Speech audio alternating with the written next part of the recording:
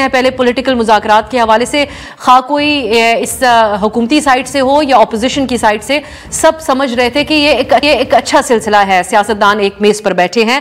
लेकिन अब आज आप किसको जिम्मेदार समझते हैं इस मुज़ाकराती सिलसिले की नाकामी का?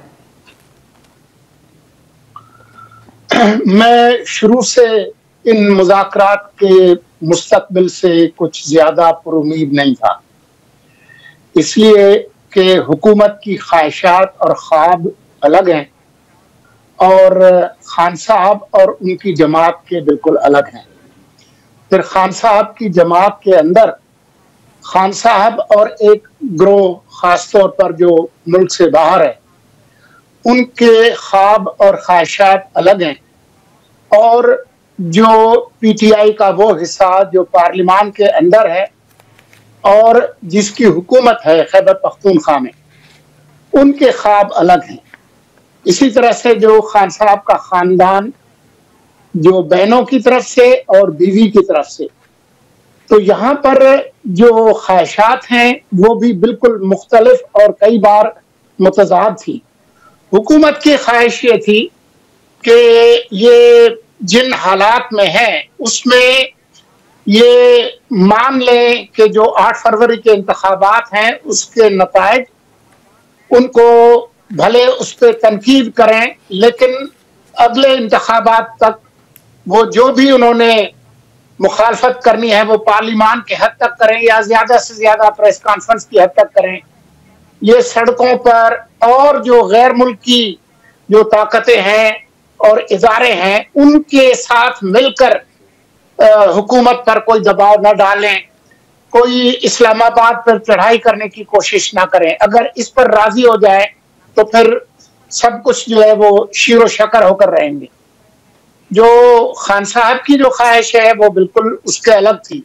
तो मुझे शुरू से ही इन मुज़ाकरात के मुस्तकबिल से कुछ ज्यादा उम्मीदें नहीं थी, लेकिन जो 26 नवंबर को यहाँ पर कुछ हुआ और उसके बाद जो अभी पिछले जुमे को जो फैसला आया, उसके बाद मेरा ख्याल यही था कि ये मुज़ाकरात जो है वो मुर्दा हो चुके हैं, सिर्फ इन पर उनका जनाजा पढ़ने की जरूरत है। तो मेरे ख्याल में आज जनाजा जो है वो पढ़ लिया गया है।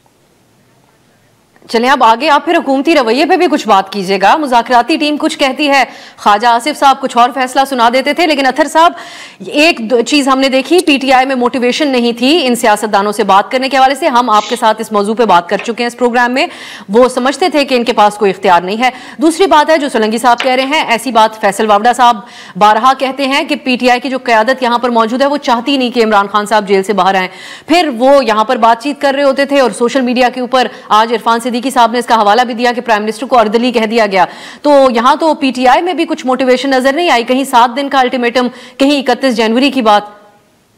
देखिए दोनों तरफ से गिले शिकवे हैं। अब हुकूमती, जिस तरह आपने भी कहा कि हुकूमती शख्सियात भी कुछ मुज़ाकरात के हवाले से एक तासुर ये रखती थी कि ये बातचीत नहीं होनी चाहिए।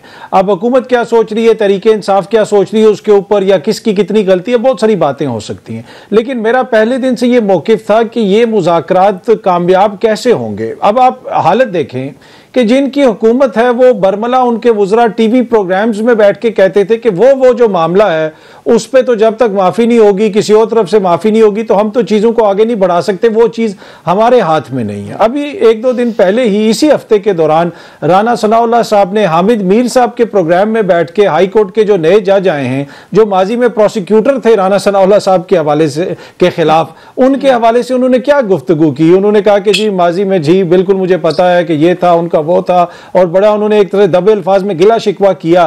एट द सेम टाइम उसी शख्सियत को इन लोगों ने जज भी लगा दिया। तो इससे आपको इस वक्त नजर आता है ना कि हुकूमत का इख्तियार कितना है।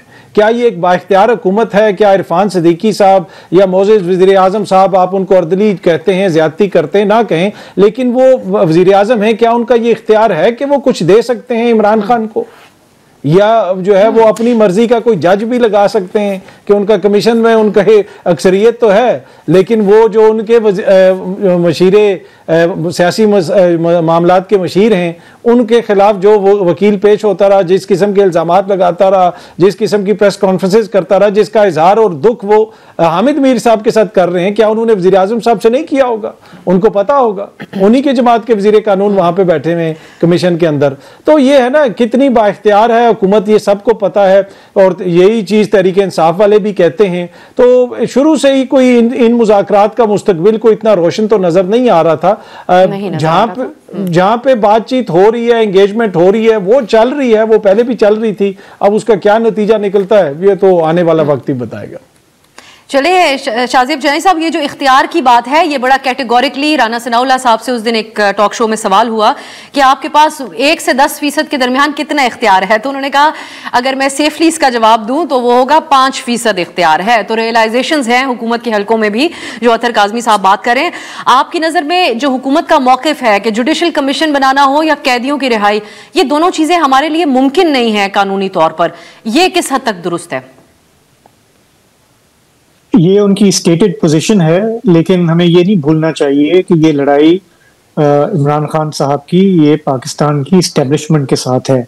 उसका सिविलियन फेस तो ये मौजूदा हुक्मरान है, ये नेगोशिएटिंग टीम है, लेकिन ये सही कहा अतर ने भी कि इनके पास नहीं है इख्तियार, इनके पास वो मैंडेट नहीं है कि ये कोई डील स्ट्राइक कर सकें।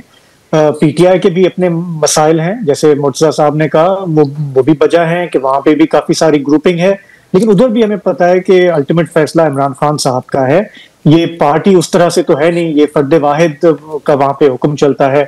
तो ये हमें ये जहन में रखना चाहिए कि जब तक इस्टेब्लिशमेंट के साथ मामला तय नहीं होते, पीटीआई के, इमरान खान साहब के, ये जो इस तरह की मुज़ाकरात हैं, ये बातचीत है, एक दूसरे पे इल्जाम तराशी है, गिले शिकवे हैं, इससे मेरा नहीं ख्याल कि किसी की भी कोई ज्यादा उम्मीदें थी। एक आपको एक फेंट उम्मीद होती है कि शायद अगर कहीं पे लचक है तो शायद थोड़ा सा हम एक रूल्स ऑफ द गेम पे एग्री कर लें, लेकिन जिस तरह से ये मुज़ाकरात शुरू हुए, जिस तरह के ये दौर हुए, फिर जो फैसला आया अल-कादिर ट्रस्ट का, तो उससे ये क्लियर हो गया कि लचक नहीं है और हमारी एस्टेब्लिशमेंट इसको एक लॉजिकल एंड पे लेके जाना चाहती है। तो इसीलिए फिर इमरान खान ने समझा होगा कि कोई जरूरत नहीं है अपना टाइम जाया करने की, इनको वहां भेजने की, और उन्होंने ये टॉक्स खत्म कर दी। देखें, more than PTI and the government, this is about Pakistan as well. ये हमारा मुल्क किस तरह से सफर करता आया है, खास करके पिछले 10 साल में, इस पूरी महाजाराई की सियासत, पोलराइजेशन, उसमें इमरान खान साहब का बड़ा रोल है। और वो चाहे उसका क्रेडिट लेना चाहे या ब्लेम लेना चाहे, लेकिन he continues to be a major player. और ये गवर्नमेंट, ये एस्टेब्लिशमेंट एडमेंट है कि वो उन्हें आइसोलेट करेंगे, उन्हें टेम करेंगे, और अभी तक उन्हें उसमें कोई कामयाबी नहीं हुई है, नहीं मिली है। सोलंकी साहब, अब ये इख्तियार की जो बात है, इन तमाम मुज़ाकरात की नाकामी की एक बड़ी वजह इख्तियार न होना, और फिर हमारी सियासत के अंदर मशहूर हैं ये जुमले, मरियम नवाज ने कहा था, power talks to power, PTI उसके ऊपर अमल करती हुई हमें नजर आती है। सो एक बड़ी वजह ये नहीं है कि जो राना सनाउल्लाह साहब और उनकी जमात से कई सारे लोग जो हैं, वो खुद ही, मियाँ जावेद लतीफ़ साहब भी कल कुछ इस किस्म की बात कर रहे थे एक टॉक शो में, खुद ही इस बात पे अपनी दिखाते हैं कि वो इतने उनके पास पावर नहीं है, बेबसी का एक आलम जाहिर करते हैं। देखें जी, हुकूमत और हुकूमत के जो ज़ोमा है, उनको बिल्कुल ये ज़ेब नहीं देता, चाहे वो इमरान खान की हुकूमत हो, चाहे शहबाज शरीफ की हुकूमत हो, चाहे पीपल्स पार्टी की हुकूमत हो, कि वो हुकूमत में होते हुए अपने आप को बेख्तियार कहें। अगर वो इतने ही बेख्तियार हैं तो ये जनाजा नहीं है कि वहां से उतर नहीं सकते। ये हमारे यहाँ कोई नहीं उतरता, कोई नहीं मानेगा। बगैर विजारत के, बगैर पोर्टफोलियो के विजारत दे दी जाती है, कोई विजारत नहीं छोड़ता है सोलंकी साहब यहाँ पे। तो फिर ये बेअख्तियारी का राग आपके और मेरे सामने न गाएं तो बेहतर होगा। खान साहब भी जब हुकूमत में थे तो ये कहते थे जो कुछ भी हो रहा है मेरी मर्जी से हो रहा है, मेरी हुक्म से हो रहा है, और जब उनकी कुर्सी लरजने लगी तो उन्होंने कहा कि पार्लियामान भी कोई और चलाता है, नैब भी कोई और चलाता है, कल कहेंगे कि जी मुझे भी कोई और चलाता है। तो ये इस बात पे मुझे नहीं पता कि बंदे को हंसना चाहिए या रोना चाहिए। बात यह है कि जब आपके पास इक़्तिदार है तो आप उसके साथ जिम्मेदारी आती है, तो ये बात ठीक नहीं है। लेकिन मेरे ख्याल में इस वक्त सिर्फ वहां बेअख्तियारी की बात नहीं है, जो मुज़ाकराती कमेटी थी उससे ज्यादा कमजोर और बेअख्तियार कोई कमेटी मैंने खुद नहीं देखी कि वो हर चीज के लिए उनको खान साहब के साथ तखलिये में एक मुलाकात की जरूरत थी। ऐसा नहीं था कि खान साहब ने उनको कोई क्लियर TORs दी हो और अख्तियार डेलीगेट किया हो। तो ये जो काम चलाऊ जो चेयरमैन दोनों मुतालबात सोलंकी साहब क्लियर नहीं थे, दोनों मुतालबात आपकी नजर में, क्योंकि वो उस तफसील में नहीं गए कि इलेक्शन मैंडेट भी दिया जाए वापस। तो दो चीजें कैटेगोरिकली उन्होंने सामने रखी। उन मुतालबात पे तो फिर उस कमेटी के अंदर बात होनी थी ना, जिसके लिए PTI को बहुत जल्दी थी। सबसे पहले जो हुकूमत से मुज़ाकरात की कमेटी का ऐलान 5 दिसंबर को PTI ने किया, हुकूमत ने तो बहुत बाद में किया। 42 दिन लगे इनको मुतालबात की फहरिस्त देने में। अब जब एक तारीख तय हो गई कि 28 तारीख को ये करते हैं, तो आज जो है 23 तारीख है, तो 5 दिन में ऐसी कौन सी क़यामत आ जानी थी। खान साहब ने एक फैसला किया, वो एक मुतलकुल इनान हुक्मरान की तरह से है। उनकी जो ख्वाहिश है वो हुक्म है का दर्जा रखती है। उन्होंने कहा कि नहीं है तो नहीं है। उन्होंने कहा कि एस्टेब्लिशमेंट से बात करेंगे और किसी से नहीं करेंगे। फिर कहा कि नहीं, हुकूमत से बात करेंगे, एस्टेब्लिशमेंट से नहीं करेंगे। अब करें कि जी हुकूमत से बात नहीं करेंगे, कल कुछ और कहेंगे। एक तरफ उनको कहा कि जी फलां जो है वो यजीद है, फलां जो है वो यहया खान है, इस तरह की बात की। लेकिन जब 4 उंगलियां उन्होंने मिला ली गौहर अयूब, बैरिस्टर गौहर ने, तो खुशी से फूले नहीं समा रहे थे कि ये तो बड़ा अच्छा हुआ है, मुलाकात हुई है, इससे मुल्क में इस्तेहकाम हो गया। अब किधर है वो इस्तेहकाम, बताएं। चले ये मैं अथर, अब PTI के पास क्या ऑप्शंस रह जाते हैं? 4 उंगलियां मिलाने की बात जो सोलंकी साहब कह रहे हैं, आर्मी चीफ से जो मीटिंग हुई थी साइडलाइंस पे या जिस अंदाज में भी, उसको PTI ने तो बहुत संजीदा लिया, लेकिन दूसरी तरफ से उस मीटिंग से फासला इख्तियार किया गया ये कहते हुए कि ये सिर्फ सिक्योरिटी अमूर पे थी। तो वो तो एक ऑप्शन है इनका। दूसरा है सड़कों पर आने का, बज़ाहिर वो भी नहीं नजर आता कि उसका रास्ता दिया जाएगा। पिछली 2 बार जो हुआ वो हम सब ने देखा। तो अब क्या, व्हाट नेक्स्ट फॉर PTI?